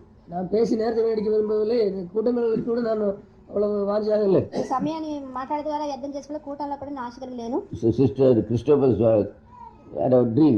அவர் கிறிஸ்தவருடைய மனைவிக்கு ஒரு சொப்பனம் வந்தது. సోదరు క్రిస్టోఫర్ భార్యకి ఒక స్వప్నం She వచ్చింది. says, சொன்னார்கள், ఆవిడ చెప్పింది ஐயாவுக்கு இன்னும் ஊழியத்தை முடிக்க ஆசை இல்லை, இன்னும் உலகத்து மேல தான், அதாவது இங்க உலகம் தான் எடுத்துட்டு கிடக்கு அப்படின்னா அந்த தரிசனத்துல எப்படின்னா he doesn't want to finish the ministry. ஊழியத்தை முடிக்க வேண்டும் என்ற வாஞ்சி இல்லை என்று சொப்பனமாக வந்தபடி சொப்பனமா சொன்னாராம். సేవను ముగించుకోవడానికి ఆయనకు ఆశ அதாவது మాట్లాడట. அவட பிரியமான விட்டுட்டு போ, அவளை கஷ்டப்படுறாராம். பிரியமானவர்களை விட்டுட்டு போறது அவ்வளவு கஷ்டப்படுறாரு. ఆయన ప్రియమైనటువంటి వదిలిపెట్టాలని అంత What కష్టపడుతున్నాడు. I am telling you, நான் என்ன சொல்கிறேன் என்றால், నేను చెప్తున్నా అంటే you follow what I follow, நான் என்ன செய்யறேனோ அதை நீங்கள் பின்பற்றுங்கள். నేనేం because you got the spirit of Christ. ஏன்னா உங்களுக்கு கிறிஸ்துவின் ஆவி இருக்கிறது. ఎంచేది మీకు క్రీస్తు ఆత్మ ఉన్నది కనుక Now when the 3 temptations came to Jesus, இயேசுக்கு 3 சோதனைகள் வந்த பொழுது, యేసుకి 3 శోధనలు వచ్చినప్పుడు first temptation முதலாம் சோதனை మొదటి శోధన is very important for our life. நம்முடைய ஜீவிதத்துக்கு அதிக முக்கியமானது. మన జీవితంలో చాలా What he ముఖ్యమైనది. did is an example for me. அவர் சொன்னது எனக்கு ஒரு உதாரணமாக இருக்கிறது. ఆయన చెప్పింది నాకు ఒక ఉదాహరణగా ఉంటుంది. And what I do நான் என்ன செய்கிறேனோ నేనేం చేస్తున్నాను అంటే is an example for you. அது உங்களுக்கு ஒரு உதாரணமாக இருக்கிறது. అది మీకు ఉదాహరణగా ఉంటుంది. அது அப்படியே செய்து போங்க, you're going glory. அதை அப்படியே செய்து கொண்டு போனால் நீங்கள் மகிமையில போவீர்கள். మీరు అలా చేస్తే వెళ్తే మీరు మహిమలో వెళ్తారు. அது ஜாதிக்கு அது ஞாபகம் இல்லை. சாதிக்கு அதுக்கு சம்பந்தமே இல்ல. జాతికి దానికి సంబంధం A లేదు. mist, no, see, yesterday நேற்று నిన్న దినాన్ని I saw Asian son, தேசியனுடைய மகன் ప్రదేశ్ எழும்பாதுன்னு சொன்னேன். కుమారుడు எழுபாதுன்னு சொன்னார். లేదని சும்மா చెప్పాడు. இருக்க மாட்டான். சும்மா கிடக்க மாட்டாங்க. ఊరిని இந்த ఉండడు. தலை இப்படி மேல மேல வரும், இப்படி தலை மேல மேல வரும். తల ఎత్తా ఉంటాడు. போட்டையும் மண்டையில ஒண்ணு. கண்டையில அடி போட்டேன். తల మీద ఒకటి உன் వేసి, தலை மட்டும் ஏன்டா மேல மேல ஒரு வருது? தலை மாத்திரம் என் மேல மேல வருது. నీ తల మాత్రం ఎందుకు నీ పైన వస్తున్నాను అడిగాను. Not because he's the Asian son, தேசியனுடைய மகன் என்பதற்காக దేశన్ గారు కొడుకని కాదు, because he didn't obey. நான் கீழ்ப்படியாதனால். లోబడలేదు కనుక. So what I'm trying to tell you, நான் உங்களுக்கு என்ன சொல்ல முயற்சிக்கிறேன் என்றால், ఏం చెప్పడానికి ప్రయత్నిస్తున్నానంటే when the devil came to Jesus, பிசாசு இயேசுவுக்கு வந்த பொழுது సైతాన్ అపవా దేవుని దగ్గరికి వచ్చినప్పుడు యేసు దగ్గరికి వచ్చినప్పుడు he's in charge of the earth. அவன் பூமிக்கு அதிகாரியா இருக்கிறான். భూమికి అధికారిగా ఉన్నాడు. He put one question, அவனுக்கு ஒரு கேள்வியை போட்டான். ఒక ప్రశ్న వేసాడు. because he was hungry, அவர் பசியா இருந்தார். ఆయన ఆకలిగా he was ఉన్నాడు. not thirsty. அவர் தாகம் அடையவில்லை. ఆయన దాహం పొందలేదు. That means he was drinking water இல்ல தண்ணீர் குடித்துக் கொண்டிருந்தார். అది and சாப்பாடு இல்ல. அதான் சாப்பிடவில்லை. కానీ So when he felt hungry, அவர் பசி அடைந்த பொழுது ఆకలి పొందినప్పుడు ఆయన what did the devil say? பிசாசு என்ன சொன்னார்? సైతాన్ ఏం చెప్పింది? நீ தேவனுடைய குமாரனே ஆனால் தேவனுடைய குமாரனே ஆனால் దేవుని కుమారుడు అయితే you make these stones into bread. இந்த கற்களை அப்பமாகும்படி செய்யும். ఈ రాళ్ళని రొట్టెలుగా చేయాలి. So Son of God has got so much of power to make the stones into roti. அவர் தேவகுமாரனுக்கு இந்த கற்களை எல்லாம் அப்பமாக்கக்கூடிய சக்தி இருக்கிறது. దేవుని కుమారుడికి రాళ్ళని రొట్టెలుగా చేయగల శక్తి ఉన్నది. What is the meaning of that? அதன் அர்த்தம் என்ன? దాని అర్థం ఏంటి? He knows the secret of splitting atoms and everything. He has the power. அணுக்களை பிரிக்கக்கூடிய சக்தி அவருக்கு இருக்குது. அணு ஆயுதங்களை செய்யறாங்க இவங்க. இவங்க அணு ஆயுதங்களும் செய்யறாங்க. అణు ఆయుధాలను இவர் చేస్తారు. அணு ஆயுதத்தை உண்டாக்குறதுக்கு முழு பவரும் அவட்ட இருக்கு. ஒரு அணு ஆயுதத்தையும் உண்டாக்கக்கூடிய சக்தி அவர்கிட்ட இருக்கு. అణు యొక్క ఆయుధాలు చేసే ఆ యొక్క శక్తి అంతా కూడా ఆయన దగ్గర ఉన్నది. கல்ல ரொட்டியாக்குன்னு அர்த்தம் என்ன? கல்லை அப்பமாக்க வேண்டும் என்றால் எப்படி? ఆ రాళ్ళు A rearrangement of the அணுக்களை atoms. வேறொரு விதமாக ஒழுங்கு செய்வது. అణువుని ఇంక వేరే విధంగా చేసేది. அப்படித்தான் எனக்கு ரொம்ப சயின்ஸ் ஒன்றும் தெரியாது. இப்ப atom is thickly packed, it is called stone. If the atom is loosely packed, it is called bread. அப்படித்தானே? சரிதான், ஏன் தெரியாது? ஒரு விதமான அணுக்கள் ஒரே நிலையில கூடியிருந்தால் அது கல்லாக இருக்கிறது. அதே அப்படிதானே சொல்லுங்க. வேறு சயின்ஸ் விதமான அணுக்கள் what is it? பிரிவாக இருக்கும்போது அது ரொட்டியாக கருதப்படுகிறது. ராஜ்குமார் சொல்லுங்க, சரிதானே தப்பா? So ஆகவே he is telling சொல்லுகிறார், చెప్తున్నారు son of God, தேவகுமாரன் if you are a son of God, நீ தேவகுமாரனே ஆனால் నువ్వు దేవుని కుమారుడు అయితే pack these atoms loose and make it bread and eat. இந்த கல்லில் உள்ள அணுக்களை வித்தியாசப்படுத்தி அதை ரொட்டியாக்கும். ఈ రాళ్ళ నుండి అణువుల్ని వేకేసి ఆ రొట్టె చేయమంటున్నారు. Then he says, அப்போ அவர் சொல்லுகிறார், ఇప్పుడు ఆయన చెప్తున్నారు it is written. He doesn't say I say. நான் சொல்லுகிறேன் என்று அவர் சொல்லவில்லை. నేను చెప్తాను He is చెప్పలే. fighting as a man. அவர் ஒரு மனுஷனாக தான் அங்கே போராடுகிறார். మనుషులానే Man పోరాడుతున్నాడు. மனுஷன் మనుషులు shall not live by bread alone, shall not live by making stones as roti. கல்லை அதான் அர்த்தம். அப்பமாக்கி மாத்திரம் பிழைக்க மாட்டான். రాళ్ళు రొట్టెలుగా తీసుకుని మాత్రం அத்தனை జీవించాలి. மனுஷன் வந்து அட்டாமிக் சீக்ரெட்னால தான் ஜீவிக்க மாட்டான். மனுஷன் அணு விஞ்ஞானத்தினால மாத்திரம் ஜீவிக்க అణు மாட்டாங்க. విజ్ఞానం చేత మనిషి జీవించడు కానీ He will believe by every word it proceeds out of the mouth of God. దేవుడి వాయిని పుறப்படுகிற ஒவ்வொரு வார்த்தையினால அவன் பிழைப்பான். దేవుడి నోటి ద్వారా వచ్చే ప్రతి మాట ద్వారా ఆయన జీవిస్తాడు. That means his voice is more powerful than the atomic secrets. அப்படினால அவருடைய சத்தமானது அந்த அணு சக்தியை விட அதிகமான சக்தி வாய்ந்தது. ఆయన స్వరం అనేది అణు శక్తి కంటే ఎక్కువ శక్తి That కలిగింది. is why they say Hanuman was able to destroy the city of Lanka. So by fire it was able to produce by atomic secret. அணு விஞ்ஞானத்தினாலே உண்டாக்கப்பட்ட But அவனுக்கு எங்க தெரியாது? அந்த பட்டணத்தை அழிக்க முடியாது. అణువుల ద్వారా విజ్ఞానం చేయబడిన అగ్ని ద్వారా పట్టణం నాశనం చేయబడింది. So like that, அந்த விதமாக ఆ విధంగా man shall not live by bread alone, but by every word it proceeds from the mouth of God. மனுஷன் அப்பத்தினாலே மாத்திரமல்ல தேவனுடைய வாயிலிருந்து புறப்படுகிற ஒவ்வொரு வார்த்தையினாலும் பிழைப்பான். మనిషి రొట్టె మాత్రం It is written. அப்படி எழுதி இருக்கிறதே என்று சொன்னார். ఆ విధంగా రాయబడింది అని చెప్పి எங்க எழுதிருக்கு? எங்க எழுதியிருக்கு? ఎక్కడ రాయబడింది? அதான் முதல்ல அவர் சொல்லும்போது அப்புறம் இங்க ஆதிபலிலேயே அதான் எழுதிருக்கு. ஆதிபலியிலே அது எழுதியாச்சு. ఆది వల్లనే రాయబడింది. It is written means it's when they made a covenant, man will not live by bread. My people will live by word of God. அந்த சமயத்துல என் சொல்படி நடந்தா உங்களுக்கு எல்லாம் கிடைக்கும். இந்த வார்த்தையிலே பிழைப்பார்கள் தான் எழுதப்பட்டு விட்டது. నా ప్రజలు వాక్యం ద్వారా జీవిస్తారని చెప్పి రాయబడింది. So that is very important. அது அதிக முக்கியமானது. అది చాలా And ముఖ్యమైనది. he finished it. It is written. எழுதி இருக்கிறது என்று அவர் சொல்கிறார். అది రాయబడింది అని చెప్పి చెప్తున్నారు. So he only means it is written in the when the covenant was made in the Adibali. It is all written there. உடன்படிக்கை ஏற்படுத்தப்பட்ட Then only the covenant came. அப்பொழுதுதான் உடன்படிக்கை வந்தது. నిబంధన రాయబడిన நாங்கள் இந்த வார்த்தையினால் பிழைப்போம், வேற வழியில பிழைக்க மாட்டோம். வேறு வழியில பிழைக்க மாட்டோம். ఈ వాక్యం ద్వారా జీవిస్తే వేరే మార్గంలో మేము జీవించం. Then secondly, இரண்டாவதாக రెండోదిగా he was taken to a big mountain, பெரிய மலை big pillar, turret. ஒரு உப்பரி. உப்பரி தேவாலயத்தின் గోపురం తీసుకెళ్ళాడు. Then he said, அப்பொழுது சொன்னார், అని చెప్తున్నారు. if we jump from here, இங்கிருந்து குதிப்பீர்கள் என்று ఇక్కడ for உடனே அவன் word எடுக்காம பாருங்க. அவனு வார்த்தை எழுதி இருக்கிறது. That the angels will carry you without your leg being stone strike your leg. இடராதபடி தேவதூதர்கள் உன்னை ஏந்தி கொண்டு போவார்கள் என்று இருக்கிறது. இருக்குது. எழுதி இருக்கிறது. கொஞ்சம் குதிக்க மாட்டீங்களா? நீங்க குதிச்சு பாருங்க. చూడు ஏன்? ఎంచేత If he jumps, you know whether he is a man or son of God. அவர் குதித்தாருனால ஒரு மனுஷனா தேவகுமாரனாக அறிந்து கொள்வார். అది ఉంటే మనుషుడే దేవుని కుమారుడు అని చెప్పి Then తెలుసుకుంటాడు. he finds it is written. எழுதி It இருக்கிறது. is also written எழுதி இருக்கிறது. అది కూడా రాయబడింది. that you should not tempt the Lord your God. Devaneya கருத்தை பரீட்சை பாராதிருப்பாங்க என்று எழுதி இருக்கிறது. ప్రభువైన దేవుని శోధింపొద్దని చెప్పి రాయబడింది కదా. இவன் என்ன நினைச்சிட்டான்? இவர் தான் Lord God நினைச்சிட்டான். இவர்தான் தேவநாய கருத்துன்னு அவன் நினைச்சிட்டான். ఈయనే ప్రభువైన దేవుని చెప్పి అనుకున్నాడు. So he is trying to find out whether he is Lord God, but அவன்கிட்ட எது குண்டு பலிக்காது. அவன்கிட்ட அதை கொண்டு படிக்கல. ఆ విధంగా ఆ గుండె అతని దగ్గర So ఫలించదు. he is trying to fish and find out whether he is Lord God. குத்தி அவர் தேவநாய கருத்துறான் என்பதை கண்டுபிடிக்க முயற்சிக்கிறார். ఆ గుచ్చి ప్రభువైన దేవుడు అని చెప్పి But తెలుసుకోవడం Jesus tried to show that he was a servant of the Lord God. இயேசு அவர் தேவநாய கருத்துடைய ஊழியக்காரர் என்று காண்பிக்க முயற்சித்தார். యేసు ప్రభువైన దేవుడి యొక్క సేవకుడు అని చెప్పి చూపించడానికి He is acting as the Lord God, but actually is Devaneya sent by God. கிரியை செய்கிற தேவனால் அனுப்பப்பட்டவராக இருக்கிறார். ప్రభువైన దేవుడు క్రియ చేస్తాడు కదా దేవునితో So he is పంపబడిన telling, ஆக அவர் சொல்லுகிறார், చెప్తున్నారు. I should not tempt the Lord God. It is written.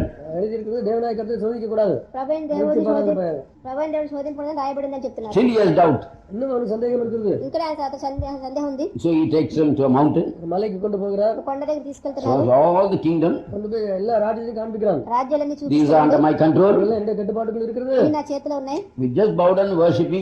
Oh, I'll give the whole thing to you. தலைவனுக்கு சாஷ்டாமா விழுந்து பணிந்து கொள்ள நான் எல்லாரும் நான் கொடுத்துறேன். నాకు మొక్కినట్లయితే నీకు అంతా నీకు ఇచ్చేస్తా. Then he said, get out, you Satan. அப்பொழுது அப்பாலே போ சாத்தான் என்று சொன்னார். వెనక పో సాతాను It is written, thou shalt worship the Lord thy God alone. Devaneya கருத்து வேற ஒருவரையும் சேவிக்க கூடாது. ప్రభువైన దేవుడు మాత్రం సేవించమని రాయబడింది, వేరే ఎవరు కాదు. Then the devil left him. பிசாசு அவரை விட்டு போனான். సైతాన్ అతను When the వదిలిపెట్టి devil left, angels came to serve him. பிசாசு விட்டு போன பின்பு தேவதூதர்கள் பணிவிடை செய்ய வந்தார்கள். ఆ సైతాన్ వెళ్ళిపోయిన తర్వాత దేవతలు ఆయన సేవ So చేయడానికి don't think any angels will serve the people who are not serving the Lord. கர்த்தருடைய நான் சேவை சொப்பது நினையாது. செய்ய தேவதூதர்கள் வந்து பணிவிடை செய்வார்கள் என்று நீங்கள் சொப்பனத்தில் கூட நினைக்க வேண்டாம். ఆ ప్రభువైన దేవుడికి సేవ చేయనటువంటి వాళ్ళకి దేవతలకు సేవ చేస్తారని చెప్పేసి ఆయన స్వప్నంలో కూడా So అనుకోవచ్చు. he was trying to find out whether he was Lord God, but he found out that he was only a man. ஒரு தேவநாய கருத்து சோதிக்க பார்த்தால் அவர் ஒரு மனுஷன் என்று அவரை எடுத்துக் கொண்டார். ప్రభువైన దేవుడు అని చెప్పి To serve the Lord the God alone. Devaneya கருத்து ஒருவருக்கே சேவை செய்வார்கள் சொன்னாரு. ప్రభువైన దేవుడికి మాత్రమే Why సేవించాలని he did that? ஏன் செய்தார் அப்படி? ఏం చేసి అలా He చేశారు? want to show to the people, to the future son of David, how to win the battle. வருங்காலத்து தாவீதின் குமாரனுக்கு அந்த போராட்டத்தை எவ்வாறு ஜெயிக்க வேண்டும் என்பதை காண்பித்தார். రాబోయే దాడి కుమారుడు ఆ పోరాటం ఏ విధంగా జయించాలని చూపించారు. So we have to be, when you read the Bible, நேற்று வாசிக்கும் பொழுது గ్రంథం చదివేటప్పుడు you have to find out those promises of God for us. இந்த வாக்குத்தத்தங்கள் தேவனுடைய நமக்காக தேவன் கொடுத்த வாக்குத்தத்தங்கள். ఈ వాగ్దానం మన కోసం దేవుడు ఇచ్చిన వాగ్దానం. So, my trouble, I found it sometimes difficult to breathe and all. எனக்கு இந்த பிரச்சனைகள் அறிவீர்கள், சில சமயத்தில் சுவாசிப்பதற்கு கஷ்டமாக இருந்தது. నా సమస్యను మీకు తెలిసి స్వాతంత్రం కొంచెం ఒకసారి So కష్టంగా ఉంటుంది. yesterday I read the portion very clearly. நேற்று அந்த பகுதியை தெளிவாக வாசித்தேன். నేను ఆ భాగం చాలా తేటతెల్లంగా చదివాను. Though you made me suffer, you not given me over to death. நீ என்னை வாதைக்கு ஒப்பு கொடுத்தாலும் அழிவுக்கு ஒப்பு கொடுத்தவில்லை. இல்ல சாம்ஸ் தான் அந்த 118 118 The Lord has chastened me sore, కీర్తనలు. but he has not given me over unto death. The Lord has chastened me sore. என்னை வதைத்தார். தமிழ் என்ன பண்றீங்க? கர்த்தரின் வெகுவாய் தண்டித்தும் வெகுவாய் தண்டித்தும் యెహోవా என்னை சாவுக்கு ஒப்பு கொடுக்கவில்லை. So this cannot be. அப்ப இதுல என்ன ப்ராமிஸ் என்ன வாக்குதான்? దేవాగ్దానం. சொல்லுங்களேன். కీర్తన 118 வெகுவாய் தண்டித்தும் சாவுக்கு ஒப்பு கொடுக்கவில்லை. அப்ப எனக்கு ஒரு சந்தோஷம், இது நம்ம கிளைம் பண்ணலையே. இது நாம் உரிமை கொண்டாடவில்லையே. ఇది సత్మించుకోలేదు. So in the night as well meditating, இரவிலே தியானம் செய்து கொண்டிருக்கும் பொழுது రాత్రి ధ్యానం చేసేటప్పుడు and திடீர்னு நமக்கு இந்த கஷ்டம் வருது. இந்த கஷ்டம் வருது. ఉన్నటువంటి కష్టం వస్తుంది కదా. Then I started direct talk with devil. உங்களை பிசாசுக்குள்ள நேரடியாக பேசுகிறேன். ఈ అపవాదితోటి తిన్నగా మాట్లాడాను. Devil, பிசாசு, సైతాన్, it is written here. இப்படி எழுதியிருக்கிறது. ఇది ఇక్కడ రాయబడింది. It is written here. இப்படி எழுதியிருக்கிறது. ఇది ఇక్కడ రాయబడింది. You know, he is telling me, அவன் எனக்கு சொல்கிறான், అది నా దగ్గర చెప్తున్నాడు. எல்லாம் நல்லா இருக்குது. எல்லாம் நல்லா இருக்கு. అంతా బానే ఉంది. So many people are following you. அநேகரை பின்பற்றுகிறார்கள். ఇంతమంది జనులు నేను వెంబడిస్తున్నారు. Suppose tomorrow you die, you can't breathe. நாளைக்கு உனக்கு சுவாசிக்க முடியாமல் நீ மறுத்து விட்டால் నువ్వు శ్వాసించకుండా మరణిస్తే நீ என்ன செய்வாய்? என்ன செய்வாய்? నువ్వేం చేస్తావు? அது யோசிக்க வேண்டிய ஒரு கட்டம் தான். யோசிக்க வேண்டிய Because if I am young, I can live for another 40 years. Then 40 years I can deceive the people. 40 வருஷம் இருக்கக்கூடிய ஒரு வாலிபனாக இருந்தால் ஒரு 40 வருஷத்துக்கு ஜனங்களை ஏமாற்றலாம். 40 సంవత్సరాలు నాకు ఎవరైనా ఉంటే 40 సంవత్సరాలు ఇంకా వాళ్ళు మోసం చేయొచ్చు ప్రజల్ని. Now according to the doctors, இப்போது டாக்டர்கள் படி ఇప్పుడు డాక్టర్ చెప్పినట్లుగా the ventricle is failing. Just that brother who passed away, he also has the same condition. இந்த குழாயில் உள்ள ஒரு வேல்வானது சரியாக வேலை செய்யவில்லை. பட் இறந்து போன அந்த சகோதரன் கூட அதே கோளாறு தான். ఆ కుళాయిలో బాగా పనిచేయట్లేదు. నిన్న చనిపోయిన సోదరుడికి అదే బాధ. Then when do you become a tiger and lion? எப்பொழுது நீங்கள் சிங்கம் போய் ஊதான் சிங்கம்னா உட்கார்ந்துட்டு ஆண்டவரே எனக்கு சோப்படுத்தும் சொல்றேன்னா இதுதான் சிங்கம். இதுதான் சிங்கம் தான் ஆண்டவரே சோமாக்குன்னு சொல்லி அதே மாதிரி மனையாட்டி ராஜாத்தி ஆக வேண்டியவா என்ன செய்யணும்? ஆண்டவரே என்னை சோப்படுத்தும் கட்டிட்டு இருப்பா. சோப்படுத்து கட்டிட்டு పెండు కుమార్ తీవ్రంగా ప్రార్థన నాకు స్వస్థ కావాలని చెప్పి అడుగుతా She must rise up now. அவள் இப்பொழுது எழுந்திருக்க வேண்டும். ఇప్పుడు లేవాల్సినది.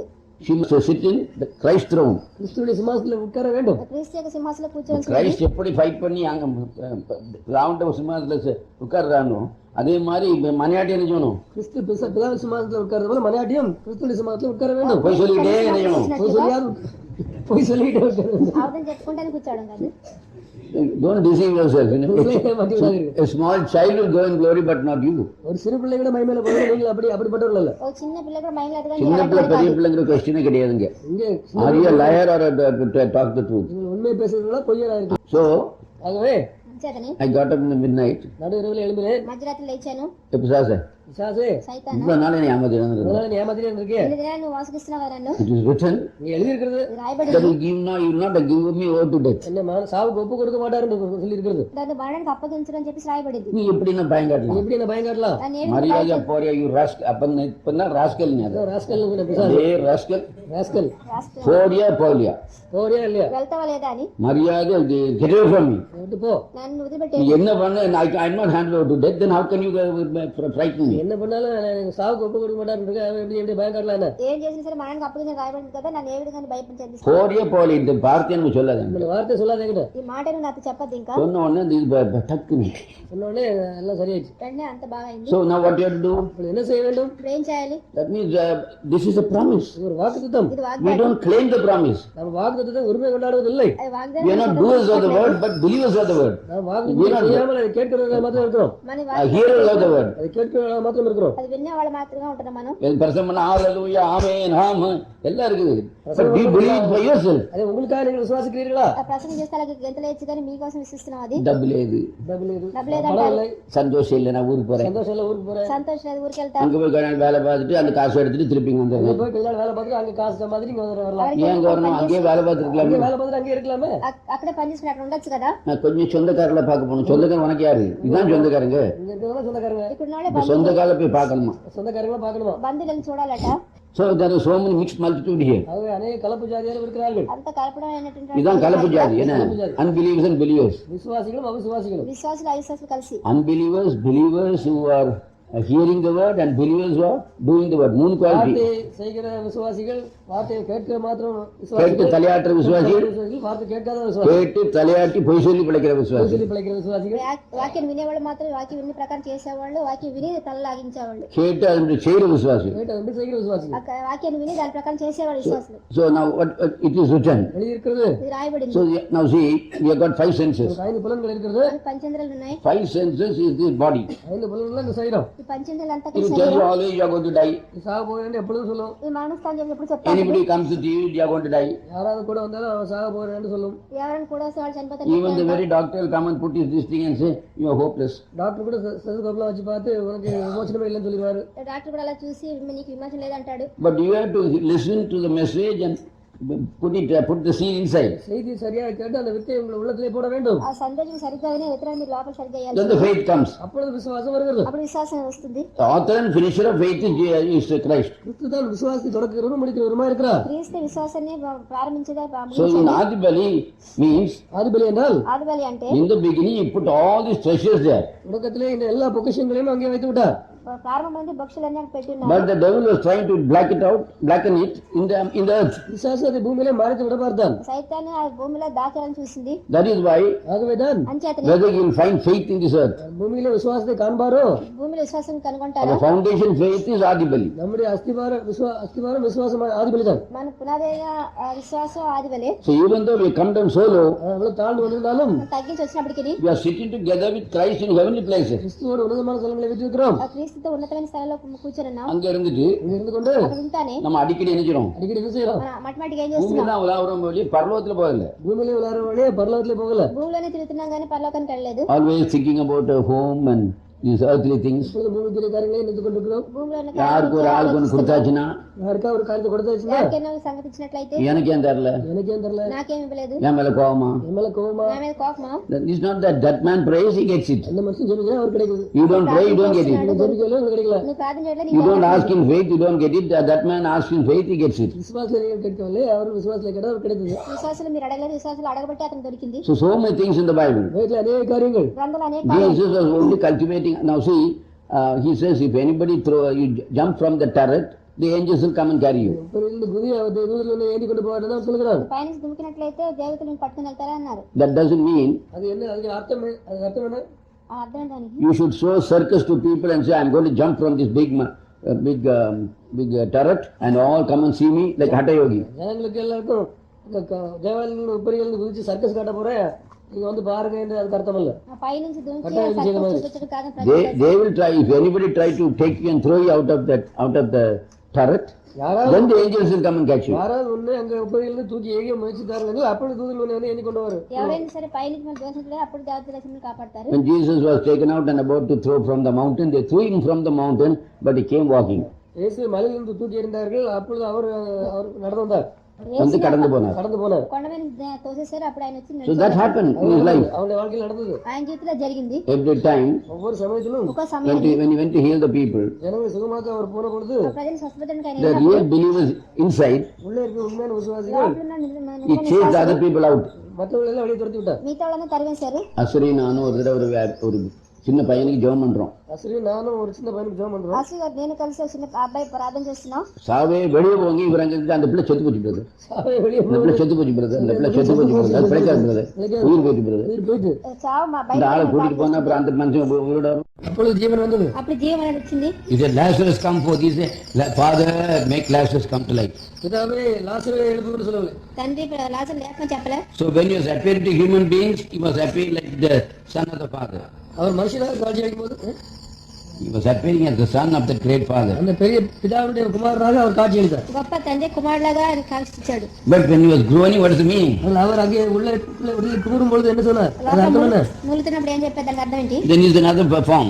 இன்னொரு உருவத்தில் இருக்கிறார். అది ఇంకో రూపంలో ఉన్నారు. Then he said, Lazarus come forth. அப்பொழுது அவர் சொல்ல லாசரை வெளியே வாங்க. ఆమె లాజరు బయటకు రమ్మన్నారు. So, for the people he prayed as Father. ஜனங்களுக்கு அவர் பிதாவிடத்தில் ஜெபிப்பது போல காண்பித்தார். ఆ ప్రజలకి తనతో ప్రార్థించినట్టుగా చూపించారు. Then when he went in to raise him up, அவனை எழும்ப வைக்க போகும்பொழுது ఆయన లేపినప్పుడు before that he told like this, அதுக்கு முன்பாக இதே மாதிரி சொன்னார். దాని ముందు ఈ విధంగా చెప్పారు, if you believe, நீங்க I am விசுவாசித்தால் the resurrection and life. நானே உயிர்த்தெழும் ஜீவனமாக இருக்கிறேன். నువ్వు నమ్మినట్లయితే నేనే పునరుద్ధానం జీవను. So resurrection life is both him. உயிர்த்தெழும் ஜீவனும் அவர்தான். புனருத்தானமும் ஜீவனும் So how அவரே. can they come to life again unless they believed in Christ? கிறிஸ்துவை விசுவாசிக்காமல் அவர்கள் எப்படி மறுபடியும் ஜீவன் பெற முடியும்? ఆ క్రీస్తు విశ్వసించకుండా ఏ విధంగా జీవం పొందగలరు? They can't come to life again. மறுபடியும் ஜீவன் பெற முடியாது. జీవం So పొందగలరు. all the saints who died of martyrs, மறுத்த எல்லா பரிசுத்தவான்களும் మరణించిన పరిస్థితులు అందరూ కూడా they were not like the present day Christians. அவர்கள் ఇప్పుడు உள்ள கிறிஸ்தவர்களை போல அல்ல. వాళ్ళు ఇప్పుడున్న క్రైస్తవులా కాదు. Their belief was on the son of David. அவர்களுடைய விசுவாசம் தாவீது குமாரன் மேல இருந்தது. వాళ్ళ విశ్వాసంతో దావీదు కుమారుడి మీదనే ఉన్నది. But that's why they can be raised again. அவர்கள் அவர்கள் மறுபடியும் எழுப்பப்பட முடியும். అంచేతనే వాళ్ళు లేపగలరు. So even Jesus' time, இயேசுவின் காலத்திலும் கூட యేసు సమయం కూడా whenever he was revealing, அவர் வெளிப்படுத்தின சமயத்துல எல்லாம் బయలుపరిచిన సమయం అందు that particular people who got the revelation, they knew who he was. அந்த வெளிப்படுத்தலை பெற்ற அந்த குறிப்பிட்ட ஜனங்களுக்கு அவர் யார் என்பது தெரியும். ఆ ప్రత్యక్షమైన కొంతమంది గుంపుకు మాత్రం ఆయన ఎవరని తెలుసు. So even ordinary disease, சாதாரண வியாதி கூட సాధారణ వ్యాధి when our senses say it is serious, நம்முடைய உணர்ச்சிகள் அது ரொம்ப பயங்கரமானது என்று சொல்லும் பொழுது మనం చాలా భయంకరమైన వ్యాధి అని చెప్పేసి లోపల the అనుకున్నప్పుడు word of God will say, don't be afraid, lay hands on your sick and they shall recover. தேவனுடைய வார்த்தை சொல்லும் பயப்படாதே வியாதி மேல் கையவே அவர்கள் சுகமாவார்கள் சொல்லும். దేవుని వాక్యం చేసి భయపడద్దు వ్యాధిగ్రస్తుల మీద చేతులు పెట్టబడి స్వస్థ పొందుతారని. Then we have to say it is written.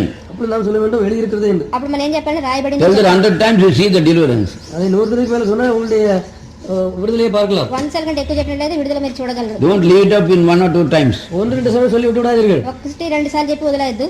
It's a battle between battle of sight and battle of faith. பார்வைக்கும் விசுவாசத்துக்கும் உள்ள ஒரு போராட்டம் அது. చూడడానికి విశ్వాసకున్న పోరాటం అది. இந்த போராட்டம் தான் நீ ஜெயிக்கணும் ஒழிய சும்மா கையை பிடிச்சு ஒருத்தனை அடிச்சுட்டேங்கிறது இல்ல. இந்த போராட்டத்தில் ஜெயிக்கணும் வழியா கையை பிடிச்சு ஒருத்தன் அடிச்சிட்டேங்கிற போராட்டம் இல்ல. ఈ పోరాటాన్ని మీరు జయించాలి కానీ This is most powerful than that. இது அதை விட அதிகமாக சக்தி வாய்ந்தது. ఇది దానికంటే ఎక్కువ శక్తి It కలిగి is powerful to pull down strongholds. அது பலத்த கோட்டைகளை கீழே இழுத்தள்ளக்கூடிய ஒரு சக்தி வாய்ந்தது. బలమైన కోటలు కూడా పడగడానికి శక్తివంతులు. So we have to be very careful. நாம் ஜாக்கிரதையுள்ளவர்களாக இருக்க வேண்டும். జాగ్రత్తగా ఉండాల్సినది. Whether we are doers of the word or hearers of the word. வார்த்தையை கேட்டு அதன்படி செய்கிறவர்கள் வெறும் கேட்டு மாத்திரமா இருக்கிறோமா என்பது.